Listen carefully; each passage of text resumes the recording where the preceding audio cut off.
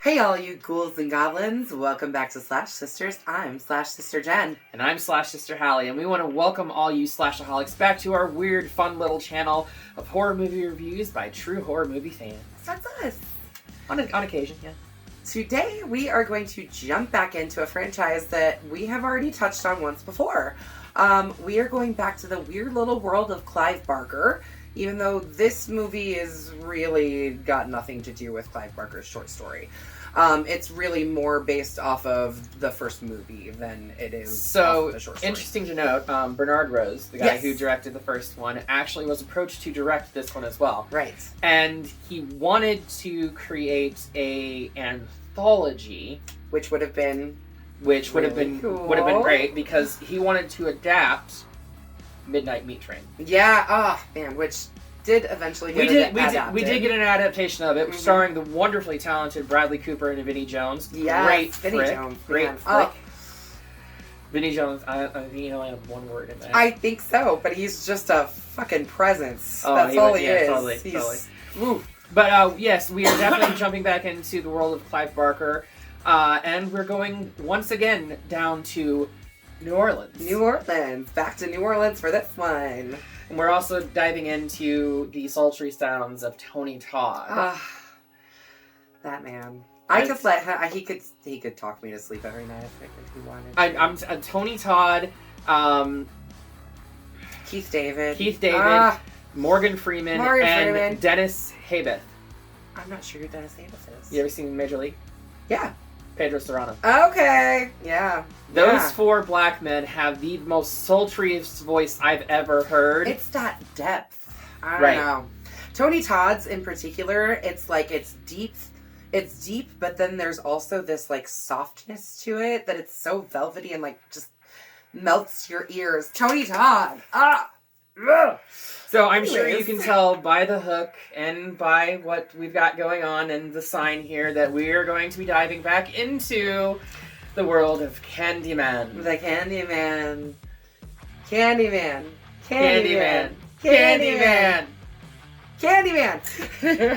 All right, let's just get right into it. We start our story 3 years after the events of the first Candyman and the murders in Chicago. Professor Philip Purcell, who actually is the only returning character from the first film in this film, was a college professor and a colleague of Professor Trevor Lyle from the first film. Helen's husband, yes. He has now written a book about Candyman. That just seems like a terrible fucking idea, but okay. And not only did he write a book about it, but he made the fucking cover look like a goddamn mirror. What an idiot. And then he proceeds to, he's hosting this lecture event in New Orleans discussing Candyman's life. He reveals that his real name was Daniel Robitaille, and that he was born to enslaved Africans after the Civil War. Which was one of the things that Clive Barker hated about this, because in the first Candyman film, they made sure that he was eloquently spoken, borderline aristocratic. Yes, because he was an artist, and it takes place in the North.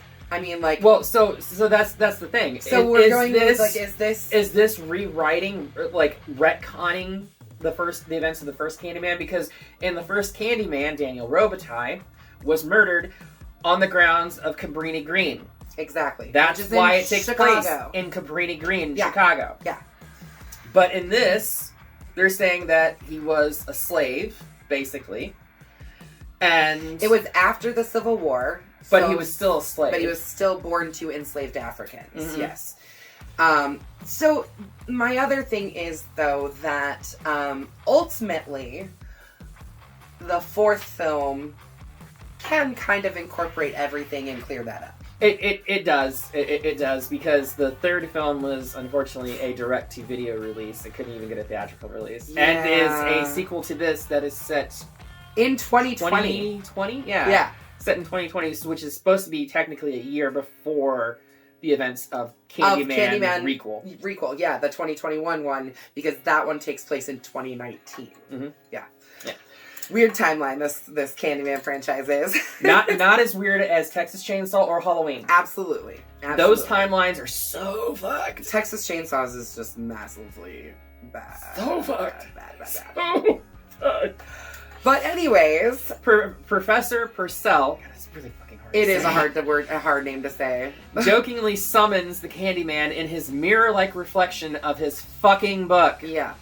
So not Dumbass. only is he writing a book about the legend, telling people how to summon Candyman, but he does it in the reflection of his book in front of everyone. Dumbass. Yeah. After the event, Purcell runs into Ethan Tarrant, one of the attendees.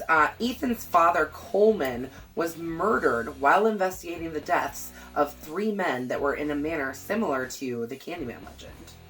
He warns Purcell about Candyman, but Purcell ignores him. Yeah, of course he does. Because Purcell's a fucking idiot. I don't know. For a college He should know better. For a college professor, he's really fucking dumb, for sure. He's supposed to have written the book on Candyman. He should know that invoking his name and ignoring all the warnings and stuff is the last thing that he should be doing.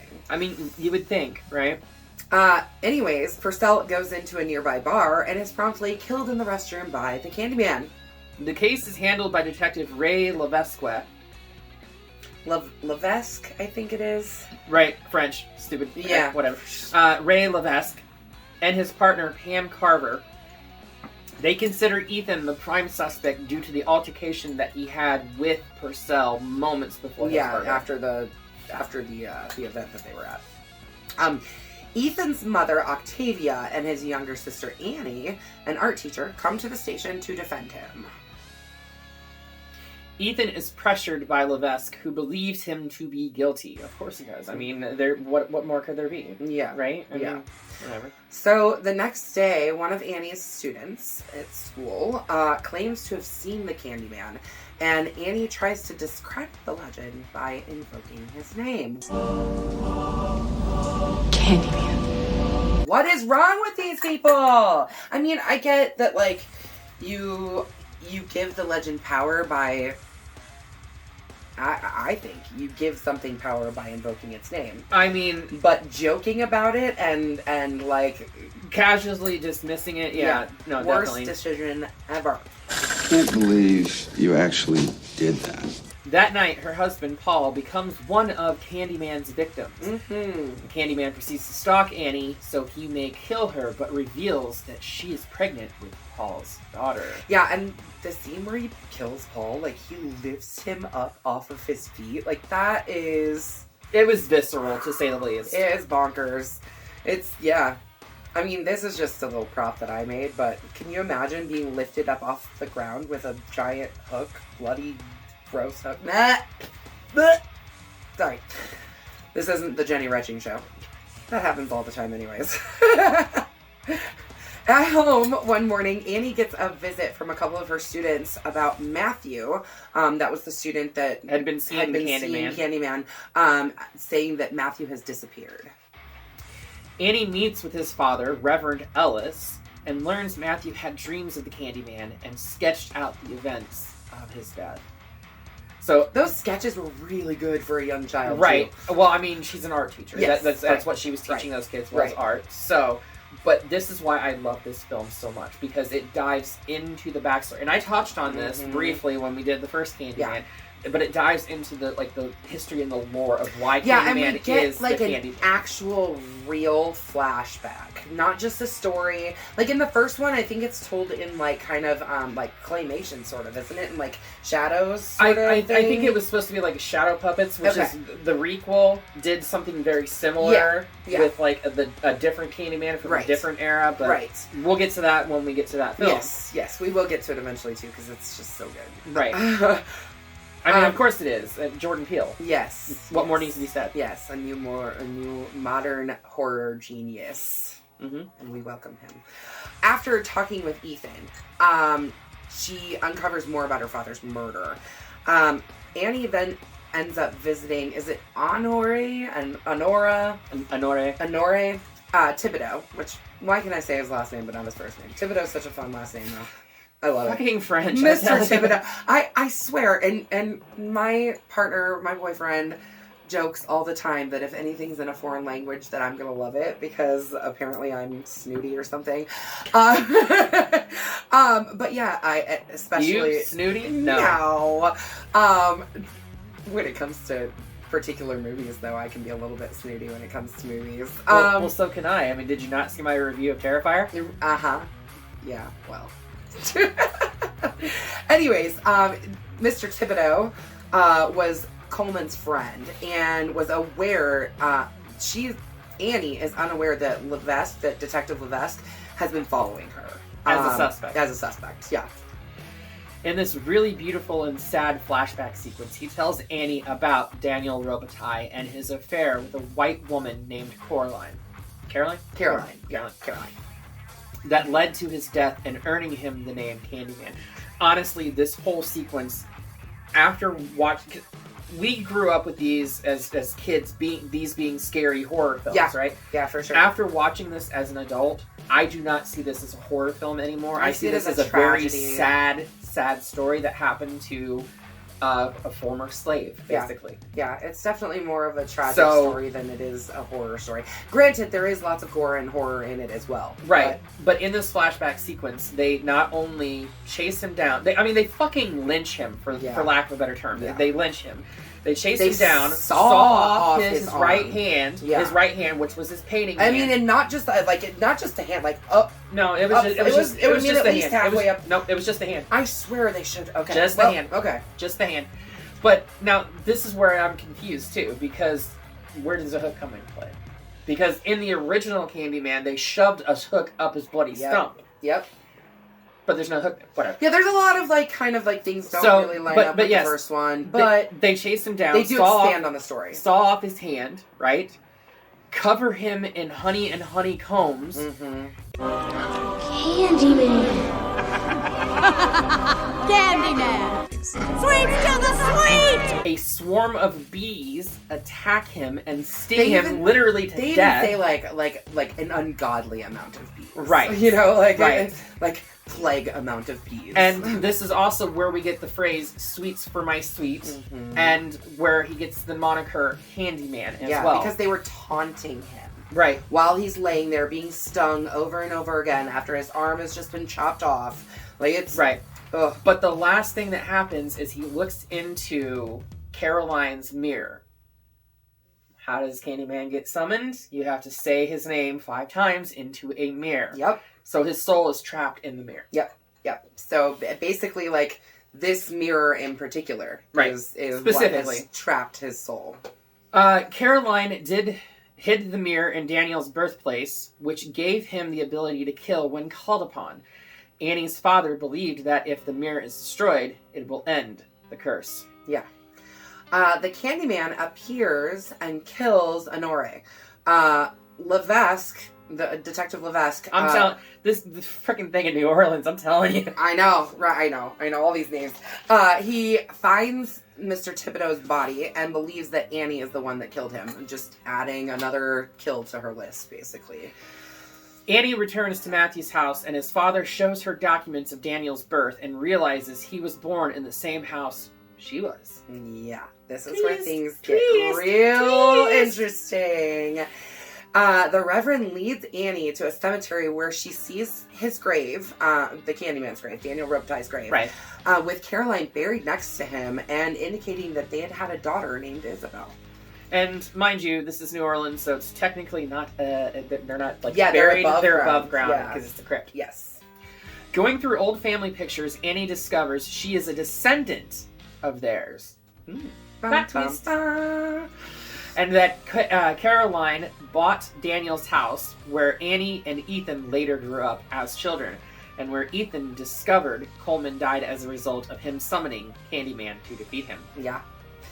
At the police station, Detective Levesque tries to get Ethan to admit that Annie did the killings and that Ethan is covering for her. Levesque is subsequently killed by the Candyman after summoning him to mock Ethan. God, these people these people are so stupid. All of them. They're like, oh yeah, okay, Candyman. Ethan then promptly tries to run away, flee the police, and like is shot idiot. dead. Like, within seconds. Like, he gets it out of the door and, like, halfway down the steps. And they're like, boom, boom, boom, you're gone, dude. Like, we think you just killed a police officer and now they're you're trying to run. escape. Yeah. Crazy. Meanwhile, Annie confronts her mother, Octavia, about the Candyman. And Octavia admits that Coleman tried to link their family to the Candyman.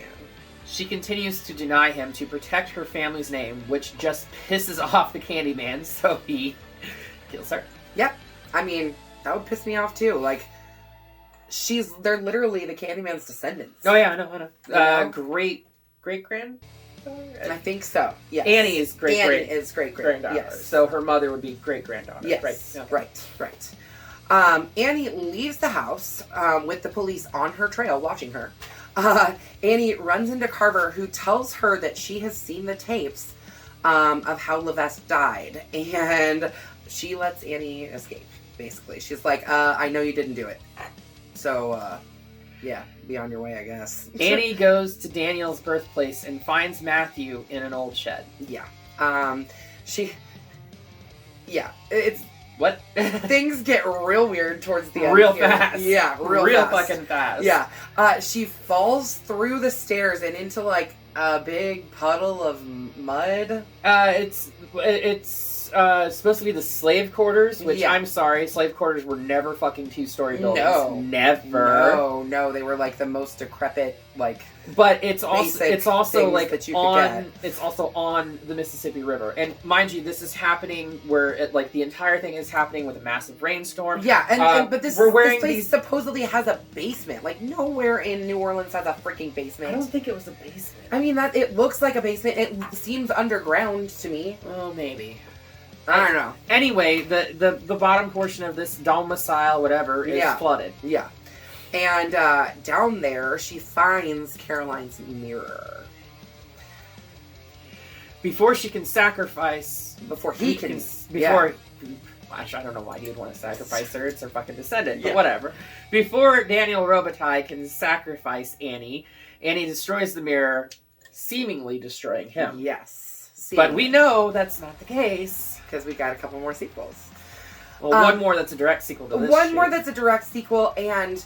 one more that might explain how things can work in the Candyman universe and tie up things in a way. Anyways, the slave quarters crash into the river, and Matthew is able to save Annie. And somehow, well, Matthew and some other kids, because yeah. she tells him to go get help, right? And he comes back with 2 more children, right? Because that's the kind of help that you should get. Children can solve everything. Okay, whatever. Annie returns Matthew home, where they both are blessed by Reverend Ellis at his church, because it happens to fall on Ash Wednesday. That's right. This whole movie took place over the course of Mardi Gras, which is why we're in our beads. Yeah, I mean, it's not just for New Orleans. It's because it literally takes place at Mardi Gras. And honestly, Mardi Gras is coming up, so yeah. Yep, indeed. We flash to 5 years later, and as we said earlier, Annie was pregnant with her husband's baby. Mm-hmm. So we flash forward to 5 years later, and Annie is teaching her young daughter, Caroline, about her family history, having named her after Daniel's lover. After Annie kisses her goodnight and leaves the room, Caroline starts to chant the Candyman's name. Candyman, Candyman, Candyman, Candyman, Candyman. Caroline! Go to sleep. Why? She gets to the 5th line before Annie finally stops her and tells her to go to bed. Literally, grabs her mouth, that's enough. You know? Yeah. And this is where we leave the Candyman for now? Yeah, for now at least. Like we mentioned earlier, we do get 2 more sequels. One that came out 3 years after this one. 4 years after this one. Okay, so in 1999, that takes place in LA in 2020. I have not watched that one in a very long time. I remember it not being great. It wasn't good, but I mean, parts of this weren't great because the CG that they used for it. Because it was during 95. It was the mid 90s was a period of time where where people CG thought was, that they could get by with CG. I mean, it was pretty new. To be fair, and getting less expensive to do. To be fair, the dinosaurs in Jurassic Park still look great to this day, and that came out in '93. They sure do.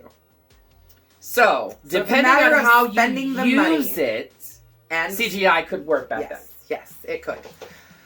But it didn't work for this. Nah, it did not.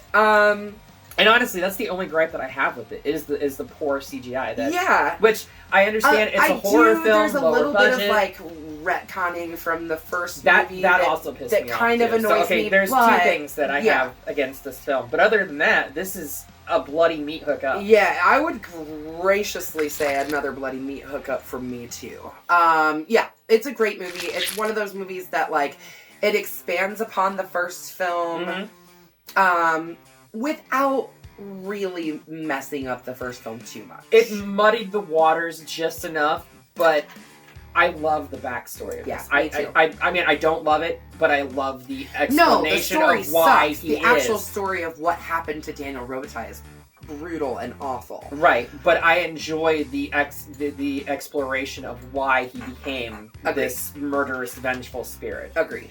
Yeah, it's I like this movie. It's a fun one. It gives me a nostalgia factor too. I was like 12 years old when this movie came out. Same. Also, Candyman, the first Candyman was one of the first horror movies that really stuck with me for a long time. That's just because Ted Raimi was in it. Well, you know. I mean, Ted Raimi was in a lot of movies that I did not realize until I rewatched them as an adult. But I was like, oh, Ted Raimi's in this too? Damn! He is in everything! Yeah, I just think that there's, it's a great movie. It's a fun watch. I recommend it. Bloody meat hookup from me. Same, too. Bloody meat hooks up from us to you, your mistress of macabre. Yes. Oh wait, no, we can't call ourselves that. Yeah. Elvira gonna sue our asses. She would. No, I don't think she would sue us, but somebody in her properties would. Right. So with Come for me, Elvira, please. So with that, we are going to send this straight back down to NOLA itself. Yes, get the heck out of here. What shall we do next? I mean, I know there's we do really like to celebrate holidays around here, or at least I do. I mean, right now we're celebrating Mardi Gras. I mean, I like to celebrate holiday horror. I love holiday horror. They're not always the best movies. There's a lot of real stinkers out there when it comes to holiday horror. But why don't we go ahead and venture into one for Valentine's Day? What do you think? Well, we did My Bloody Valentine, the original, last year. We did. Why don't we do something from our childhood? From our childhood. Okay. Childhood. High school. I mean, yeah. I mean, we were children. 20 we were children. Years ago. Okay. We're talking 20 years ago. Yes. Well, 22 years ago. Isn't this from 23 years ago? Isn't this from 2001? Yeah, this is 2001. Yeah, so we're going to examine the cult classic that is Valentine. The 80s horror slasher that didn't come out in the 80s. Right. Well, no, this was coming out at that tail end of the revival of the slashers due to Scream. Right, exactly. I mean, basically you have a mass killer running around killing people. What more is a slasher but that? You know? So join us back next week where we will be talking about Valentine. And until then, make sure you slash the subscribe button. Stab that like button. And ring-a-ling the grave bell so you don't get lost in the mix and you keep up to date on all of your favorite videos from us. Until then, we will see you all in the afterlife.